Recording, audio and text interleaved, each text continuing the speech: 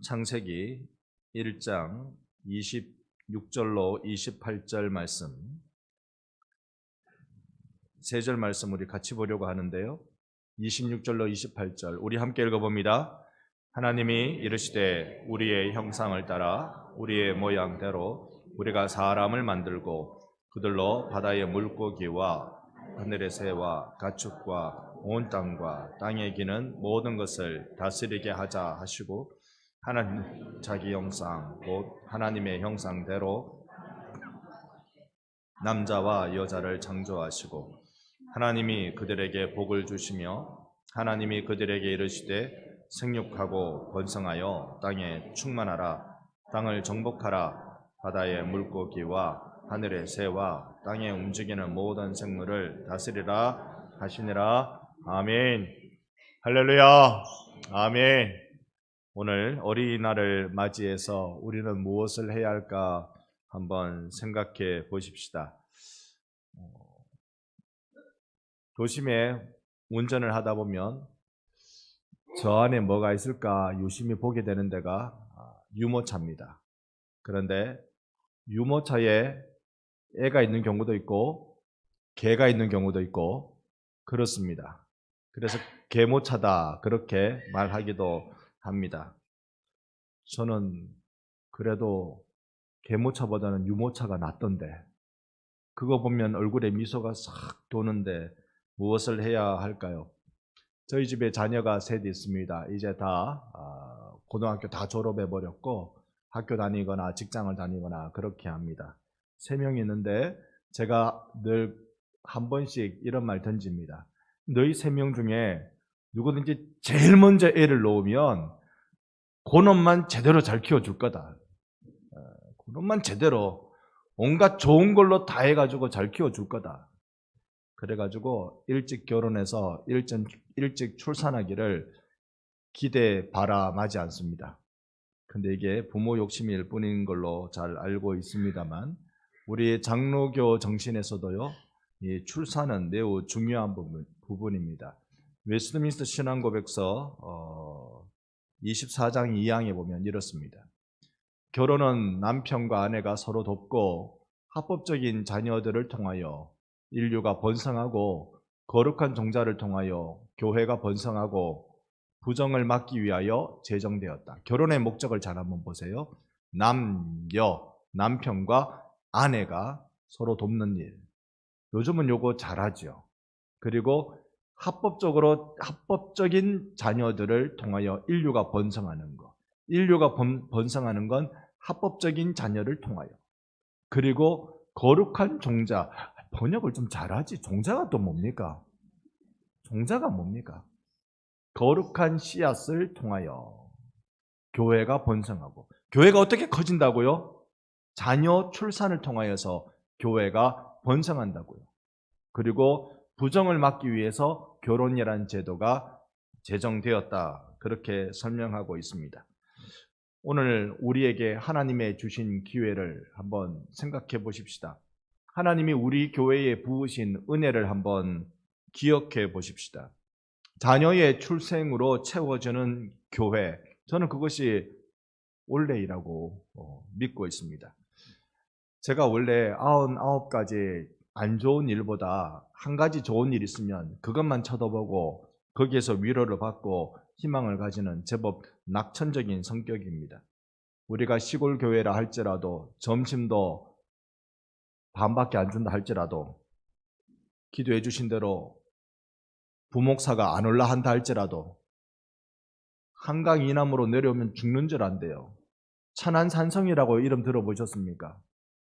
우리 교단의 부목사님들 천안 이후로 내려오면 절대 안 된다고 세우는 산성이 천안산성이래요.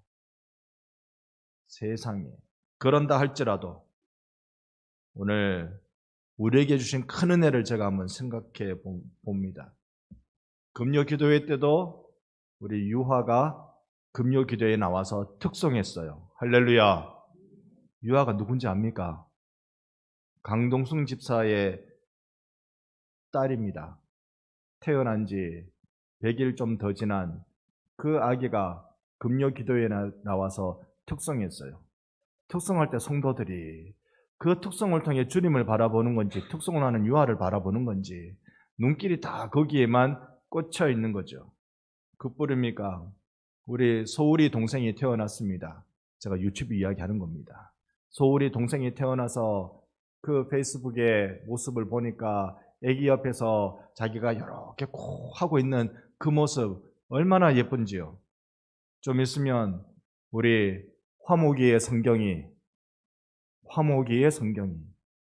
태어납니다. 조금 있으면 우리 상호의 소리 태어납니다. 우리 오늘 시연의 성경은 소식이 있나 몰라. 우리 김성경 자매의 정시연 형제가 지난 결혼 후에 처음으로 우리 교회 다시 이 예배 시간에 방문해 줬어요. 이따가 나갈 때 여러분 따뜻하게 환영해 주시고 축복해 주시고 그리고 얼른 애 낳아라 해 주십시오. 여러분, 이 거룩한 씨앗들이 하나님의 나라의 이 새 생명들이 우리의 반성교회를 번성케 하고 인류를 번성케 한다고 우리는 신앙 고백하고 있는 겁니다. 여러분, 교회의 번성은요, 장로교의 신학은 언제나 출산을 통하여서 커가는 것입니다. 이럴 때 우리에게 소중한 마음이 있어요. 오늘 우리가 읽은 27절 말씀에 보면 하나님이 자기 형상대로 하나님의 형상대로 사람을 창조하셨다 말씀하셨습니다. 창조하실 때 무엇과 무엇으로? 남자와 여자를. 오늘 장로님 기도 제대로 잘해 주셨는데요. 남자가 분명하고 여자가 분명합니다.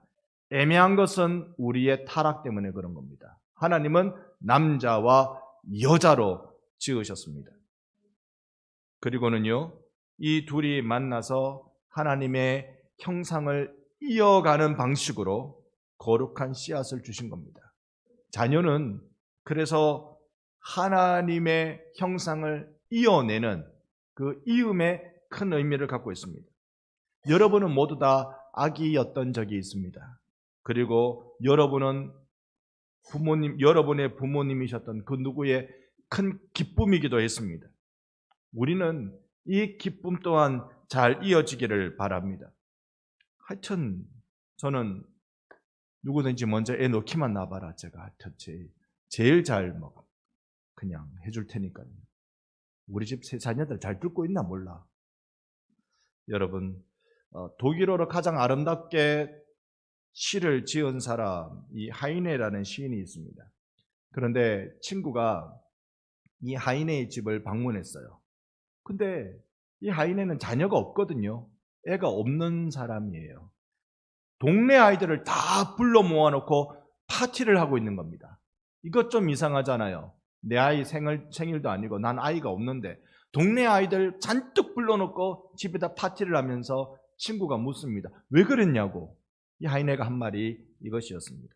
아이들의 떠드는 소리를 듣고 그의 얼굴을 봐야 미래를 생각할 수 있다네. 아이들의 떠드는 소리. 오늘 어린이 주일이라고 해놓고 아이들이 하나도 떠들지 않아요. 그 9시에 교육관 1층에서 우리 유초등부가 실컷 떠들었습니다. 지금 이 시간 11시에 교육관 2층에서 우리 유치부 아이들이 떠들고 있습니다. 우리가 분리해서 예배를 드리고 있습니다만, 그래서 우리 교회에 아이들의 떠드는 소리가 있는 것 하나님의 은혜라고 생각합니다. 지난주 청년들이 준비하려던 트램블린이라는 이 붕붕 뛰는, 저는 어릴 때 이게 붕붕이라고 불렀는데요. 이거 설치하려고 했는데 워낙 주문이 많이 밀려서 조금 연기되고 있다는 소식을 들었습니다. 어쨌든 여러분, 우리 교회 이런 걸로 힘나지 않습니까? 이런 걸로 희망을 가질 수 있는 것 아닙니까? 99가지 안 좋은 소식이 있다는 걸 알고 있습니다. 그러나 하나님이 내 눈에 보여주신 그 한 가지를 바라보면서 우리는 희망을 갖고 우리는 어떻게 이 한 가지를 통하여 99가지를 극복해 나갈까? 이걸 우리 함께 생각해 보고 싶습니다. 그러니 여러분, 칭찬을 많이 해주세요. 왜 칭찬합니까? 내 눈에는 내가 신앙생활을 하던 모습하고는 전혀 양에 미치지 않는 모습, 성에 차지 않는 그 모습의 신앙생활인데 왜 내가 칭찬해야 되느냐? 우리가 마주하고 있는 모든 사람들이 하나님의 형상이기 때문에 그렇습니다. 그의 존재 이유는 내 성에 차게 하기 위해서 존재하는 것이 아니라 하나님의 기쁨이기에 그는 존재하는 겁니다. 하나님의 형상이기 때문에 그는 이 땅에 태어난 것입니다. 누구의 말대로 끝으로도 때리지 말라 그랬습니다. 일그러진 하나님의 형상 내 주 예수께서 활짝 펴주셨습니다. 다시 그들이 일그러지지 않도록 우리는 그토록 조심해야 하는 것입니다. 잘 섬겨야 하는 것입니다. 고대사회 2000년 전에는요, 아이들 그러면 재산 목록에는 그게 들어가 있는데, 재산 목록을 쭉 적어 놓을 때 아이도 재산 목록에 들어가 있는데 대접은 못 받던 시절입니다.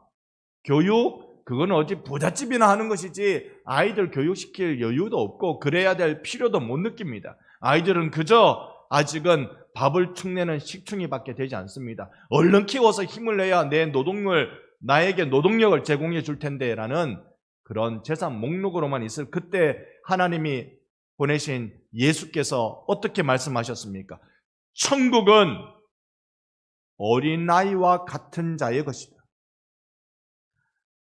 어린이들에 대해서 하등의 권리나 인권이나 가치를 인정해 주지 않는 그 시대 속에서 예수님은 어린아이와 같이 라고 말씀해 주셨던 것입니다.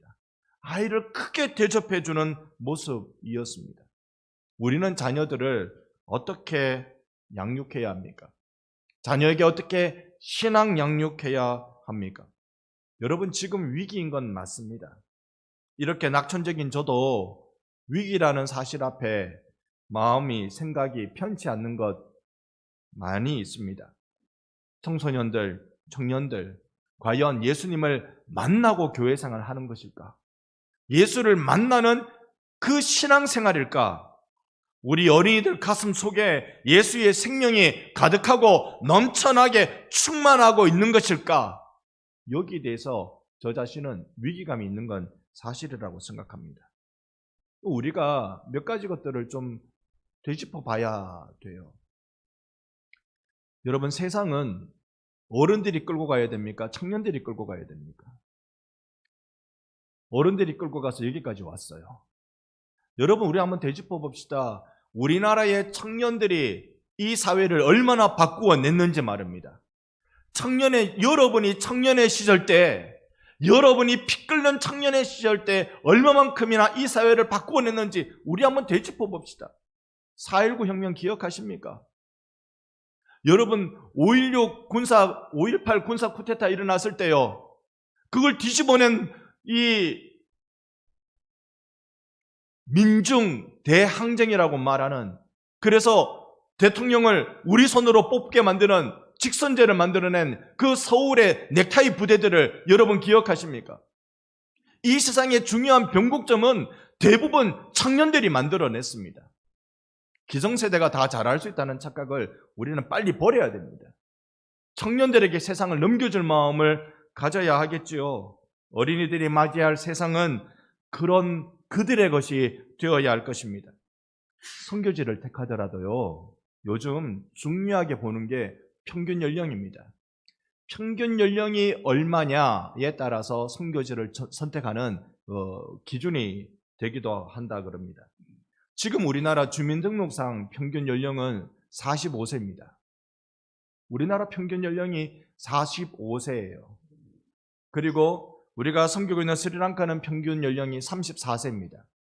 바로 위에 있는 인도가 28세, 제가 듣기로는 인도네시아가 23세.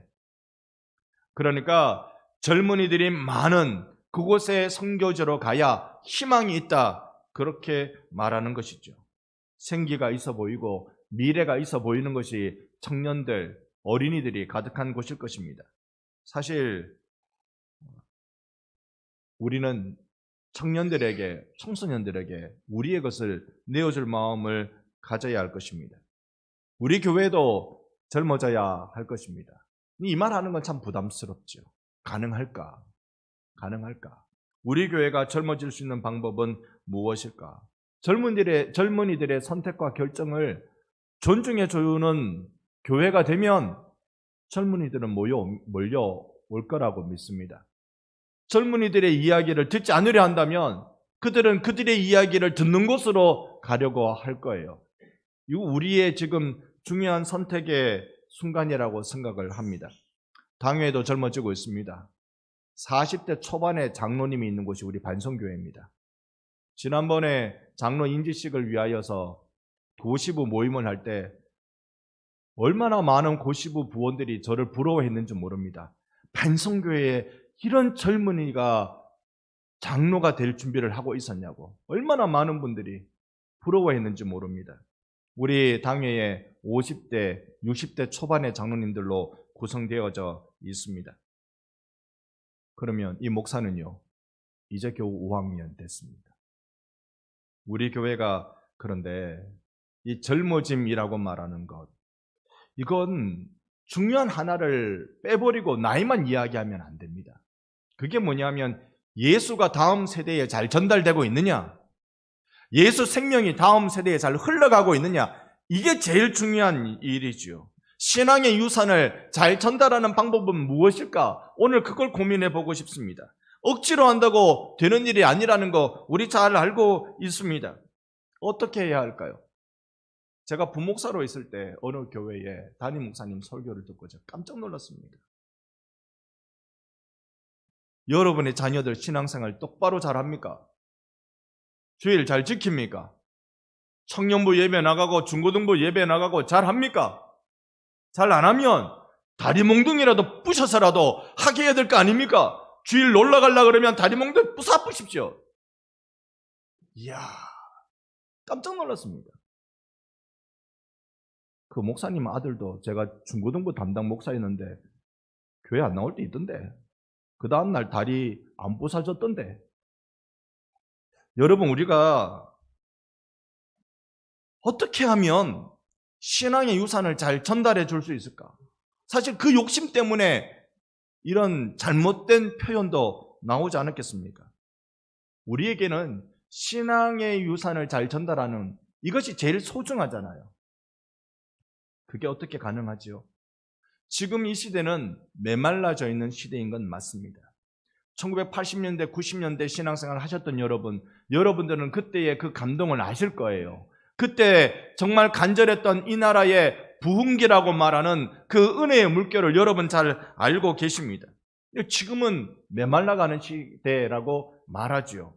부흥은커녕 현상 유지도 힘든 것이 오늘날 이 시대가 돼버리고 말았습니다. 뭐든지 자꾸 소멸한다라고 말하는 때지요. 자기 중심, 나만 위하는 이기적인 이 생각, 이것만 부흥하고 있지 뭐 제대로 이 사회를 살려내는 일로 부흥되는 걸 보는 것은 어렵습니다. 교회도 마찬가지인 것 같습니다. 이때에 그 책임은 누구한테 있습니까? 누구한테 그 책임을 돌릴까요? 저는 이렇게 생각해 봅니다. 우리들이 부흥을 경험했잖아요. 우리가 80년대, 90년대 신앙생활 하는 거, 그 기쁨이 무엇인지 알고 있잖아요. 그러니 우리 탓이라고 생각을 합시다. 우리가 여기에 이 문제를 풀어갈 준비를 같이 해 나가보자는 것입니다. 방법을 찾아야 되겠습니다. 예수님은 언약의 백성들을 품는 일을 하셨습니다. 끌어안는 일을 하셨습니다. 12년 동안 혈류증으로 고생하던 여인, 예수님의 옷자락을 만지도록 허락해 주시사 그로 하여금 삶의 질고를 해결해 주셨습니다. 7 귀신 들린 막달라 마리아에게 귀신을 쫓아내 주시사 그의 평생 주와 주의 제자들을 섬기는 일로 헌신하도록 해 주셨습니다. 죽었다고 여겨진 회당장 야이로의 딸을 달리다 일으켜 주시면서 그에게 기적의 놀라운 은혜를 베풀어 주신 것입니다. 예수님은 예수님의 생명을 무엇으로 우리에게 전달해 주셨습니까? 감동으로 전달해 주셨어요. 생명의 감동으로 전달해 주셨습니다. 여러분 안에 예수 믿는 감동이 날마다 넘쳐나기를 축원합니다. 감동이 있어야죠. 이 감동은 하나님께서 하나님의 마음을 전달하는 방식, 그 스타일이 그렇습니다. 우리도 이 감동을 전하려고 심히 노력해야 할 것입니다. 아이들에게 밥 안 먹는 아이들에게 여러분 밥 주려고, 밥 먹이려고 얼마나 노력들을 많이 해보셨습니까? 애가 타죠. 밥 안 먹으려고 그러면 어떻게 하면 이 녀석 밥을 먹일까 고민 많이 하셨죠. 어떤 분은 밥그릇 자체를 요즘 유행하는 만화, 요즘 유행하는 아이들이 좋아하는 그런 캐릭터로 그려진 이 밥그릇에다가 밥을 넣어준다고 합니다. 어떤 이는 아이들이 좋아하는 맛있는 무슨 가루 이런 거 뿌려서 아니면 김가루 뿌려서 이렇게 해가지고 밥을 준다고 합니다. 왜 그럴까요? 밥 먹는 게 중요하거든요. 밥을 꼭 먹어야 되거든요. 그러니까 이 밥을 꼭 먹이게 하기 위해서 이런 일들을 하는 것이죠. 오늘 우리들에게 있어서 우리의 다음 세대들이 복음 듣는 게 중요하거든요. 생명 듣는 게 중요해요. 예수가 나의 주인이시다라는 걸 깨닫게 해주는 게 매우 중요해요. 이거 하기 위해서 우리가 별거 다 해보는 겁니다. 다 해보는 겁니다. 정작 중요한 건 감동입니다. 여러분들이 교회 처음 나오실 때 어떤 계기로 교회에 나오셨습니까? 모태신앙이셨던 분들은 아마 가정의 평화를 위해서 교회에 나오셨을 겁니다. 교회 안 나가면 핍박이 임하죠. 모태신앙은 그렇습니다. 교회 안 나가면 온갖 핍박을 받습니다. 제일 먼저 다가오는 핍박이 용돈이 끊어집니다. 그러니 가정의 평화를 위하여서 나의 복지 향상을 위하여서 교회에 나가주는 것부터 시작했죠. 그런데 중간에 교회에 다니시는 분들은, 나오신 분들은 대체로 보면 누군가의 뜨거운 사랑에, 호의에, 누군가 나를 도와주는 그 일에 감동해서, 그래서 교회에 나온 이들이 대부분입니다. 그러니 이제 우리가 여기에서 한번 생각해 봅시다. 우리는 지금 우리에게 맞이하고 있는 이 시대에 무엇을 해야 우리가 가장 소중하다고 생각하는 이 복음의 유산, 이 신앙의 유산을 전달해 줄 수 있을까? 이건 우리의 사명이지 않겠습니까? 그러니 이렇게 우리 한번 해 보십시다. 우리 집 아이는 교회 안 나가는데요. 우리 집 아이는 교회 잘 안 나가요. 그럴 수 있죠. 그럴 때는 어떻게 해야 됩니까? 안 나간다고 윽박 지르고 책망하고 용돈을 확 끊어버릴까요? 아니면 교회 그럼에도 불구하고 한번 나오면 돈벼락이라도 맞게 해줄까요? 여러분 어떻게 하면 좋겠습니까? 우리가 우리의 자녀들에게 감동을 줄 생각을 자꾸 한번 가져봅시다. 예수를 찾는 모습이 있을 때마다 칭찬하고 격려하고 내가 할 수 있는 소중한 것 내어주고, 너희의 자녀들은 예언할 것이요. 그러니까 우리의 자녀들이 하나님의 말씀을 이야기한단 말이죠. 그러면 오늘 우리로 치면 주일학교 갔다 와서 엄마 아빠한테 조잘조잘 교회 선생님한테 이걸 배웠어요, 저거 배웠어요 라고 말하면 여러분 뭐 해야 된다고요? 용돈 줘야 된다고요. 오늘 아주 실용적으로 한번 들어보십시오. 교회에 가서 성경 암송하라고 해서 한 절 암송하면 여러분 어떻게 해줘야 된다고요? 용돈 줘야 된다고요. 용돈 줘야 된다고요. 어린이날 받고 싶은 최고의 선물, 여러분 뉴스 보셨습니까? 그게 돈이었습니다. 용돈 줘야 된다고요. 그런데 아이고 목사님 이제 나는 늦었습니다. 목사님이나 하나 더 넣이소. 왜합니까? 저도 늦었습니다. 이미 늦었습니다. 우리가 지금 우리의 아이들을 내가 용돈 줄 테니까 신앙생활 잘해라, 그게 될 나이가 아니죠. 그러면 이제 우리가 어떻게 해야 될까요? 조국의 번성을 위해, 교회의 번성을 위해 자녀들을 잘 양육하고 키워야 되는데 어떻게 하면 이 거룩한 시대를 잘 키워낼 수 있을까요? 방법은 하나겠지요. 내가 내 자식한테 못 해준 거, 그러면 내 손주들한테 해주면 되지 뭐. 내 손주들한테 해주면 되지. 여러분의 자녀들이 못 볼 때에 손주들한테 맛있는 거 많이 먹이십시오. 어머니 아버지가, 부모들이 보면 눈이 휘둥그레져가지고 우리 아버지 왜 이럽니까? 놀랄 정도로 맛있는 걸 많이 먹이십시오. 할아버지 할머니 인기 최고가 되십시오. 그리고 성경 중요하다는 거, 주일학교 가는 거 소중하다는 거 하나하나 알려주시고, 그거 알아서 깨달았다 할 때마다 여러분 그냥 주머니 완전 털어내십시오. 여러분 오늘 우리 시대에 작년 통계가 출산율이 0.72%입니다.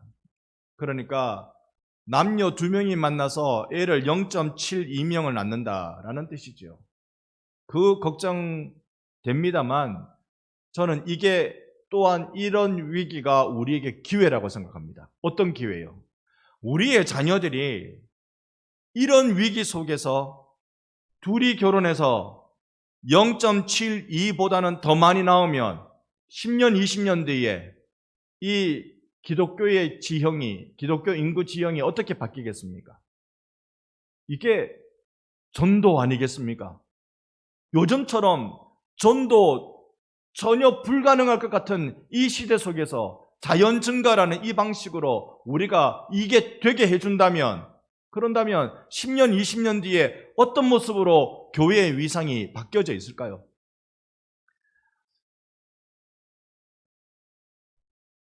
헌신해야 할 것입니다.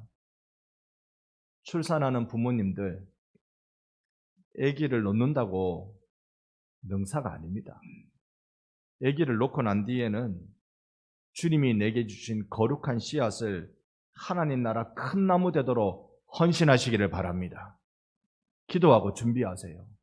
조금 전에 말씀드렸던 그 우리 교회의 소중한 젊은 커플들, 아기를 놓고는 이 아이를 위해서, 이 아이가 하나님 나라 큰 나무 되게 하기 위해서 얼마나 많은 눈물과 헌신이 필요한지 모릅니다. 주님의 지혜가 필요한지 모릅니다. 함께 섬겨주십시오.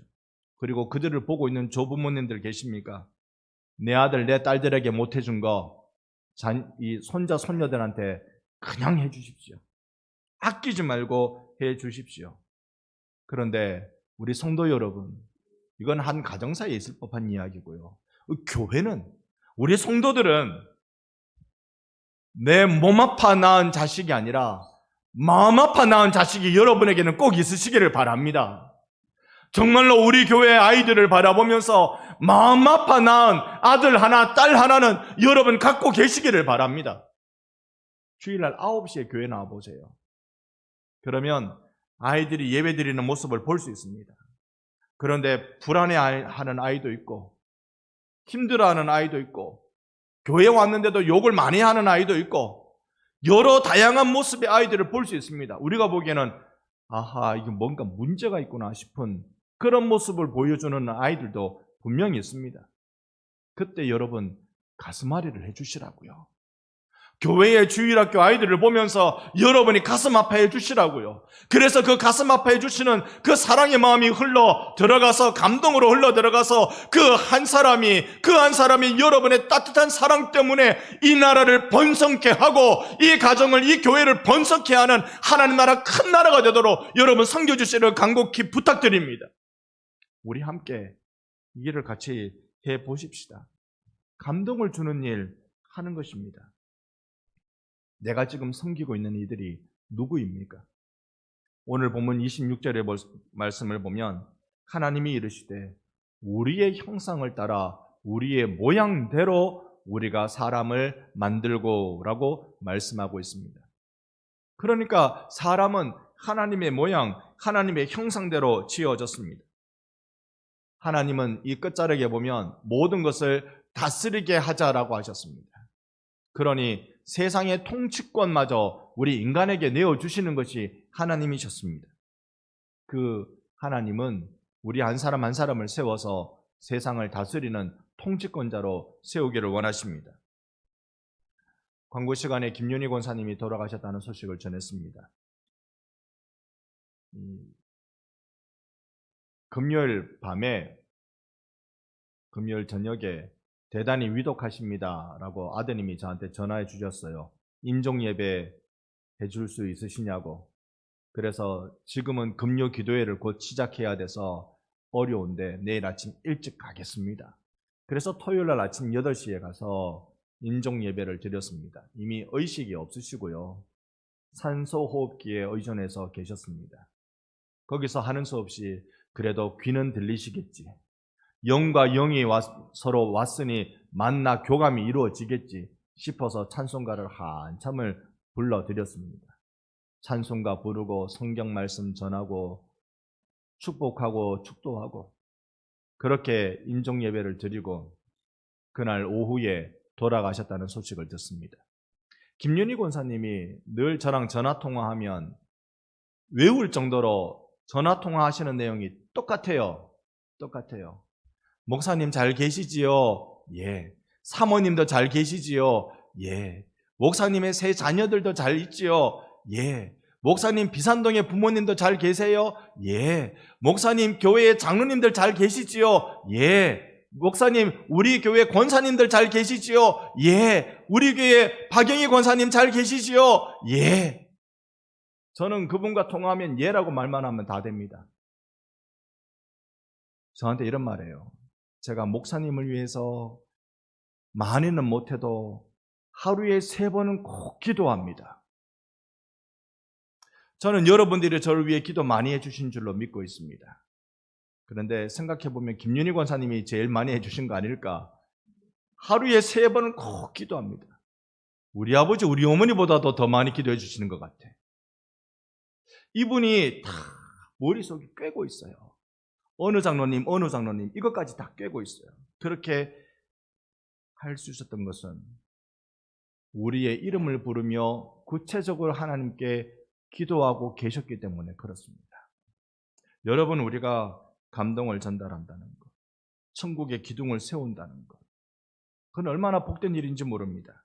오늘 본문 28절에 보면 다스리게 하자라고 또한 더 말씀하시죠. 제가 봅니다. 하나님이 그들에게 복을 주시며 하나님이 그들에게 이르시되 생육하고 번성하여 땅에 충만하라. 땅을 정복하라. 바다의 물고기와 하늘의 새와 땅에 움직이는 모든 생물을 다스리라 하시니라.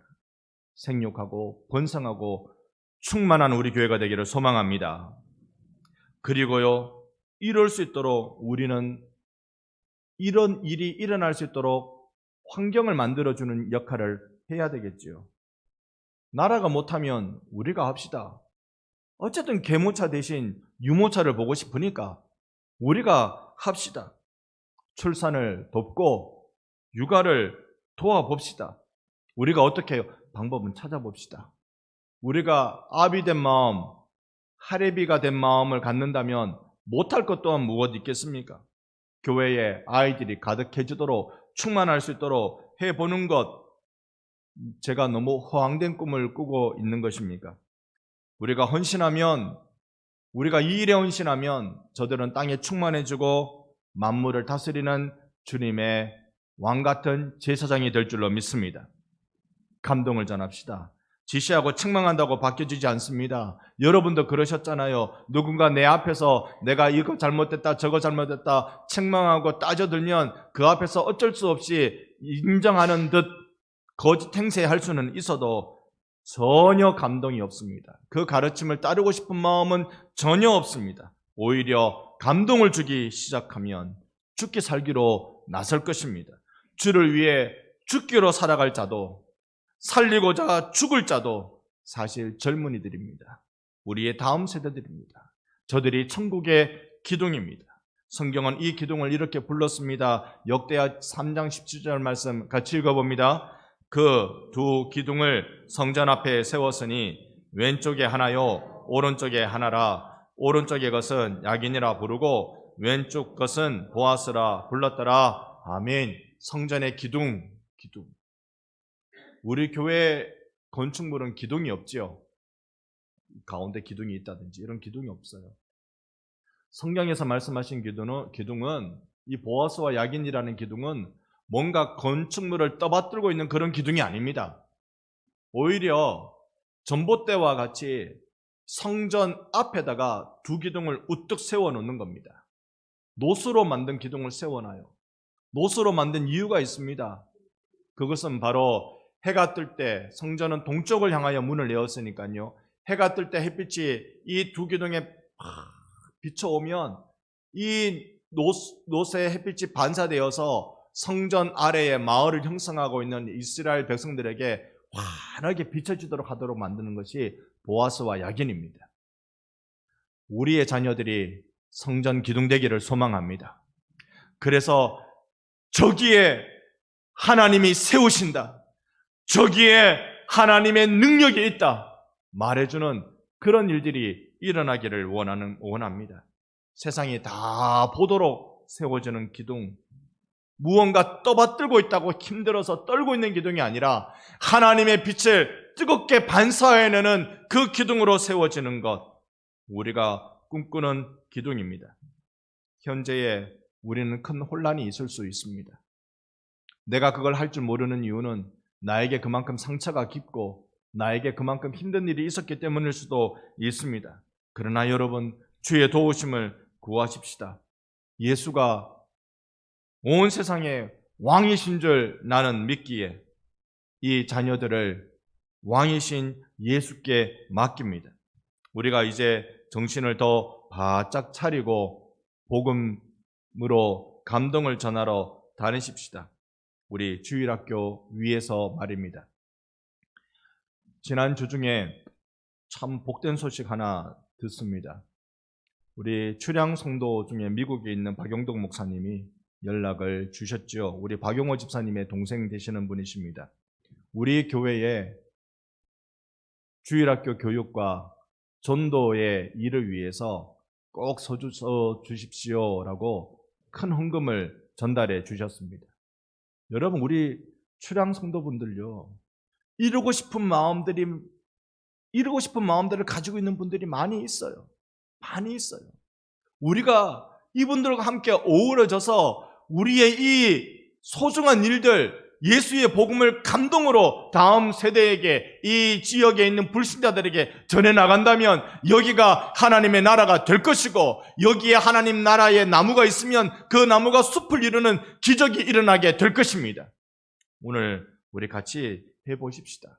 감동 전하는 그 일, 천국의 기둥을, 예수의 빛 잘 전하도록 우리 또다시 그 녹기둥을 닦아내고 섬겨주고 예수의 빛을 잘 전달하는 믿음의 사람들로 세워나가는데 여러분과 제가 헌신하며 섬기는 큰 일이 일어나기를 예수님의 이름으로 축원합니다. 아멘.